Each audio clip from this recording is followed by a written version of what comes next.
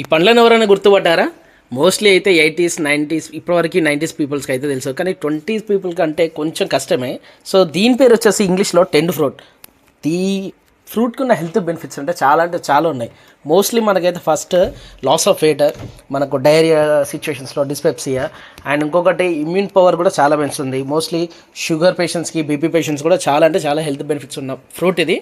So ఈ fruit వచ్చేసి మీకు ఇంకా గుర్తుపట్టాలంటే, మనకు ఇప్పుడు బీడీలు చేస్తారు కదా ఆకు, సో ఆకు యొక్క ఈ ఫ్రూట్స్ ఏనండి ఇవైతే అంతరించిపోతున్న ఫ్రూట్స్లలో ఇది ఒకటండి. సో ఇది ఎలా ఉంటుందంటే టేస్ట్ సేమ్ లెగ్గా సపోటా ఉన్న ఈత పళ్ళు లేకుండా ఉంటుంది. సో ఎవరికన్నా ఈ పేరు తెలుసుంటే కామెంట్ చేయండి. ఈ పండు గురించి మా అమ్మమ్మ నడితే ఒకసారి ఎప్పుడన్నా తిన్నావే? మస్తు తిన్నా. ఎట్లా? మా చేనంతా అవే. ఇప్పుడు దొరుకుతానే మరి?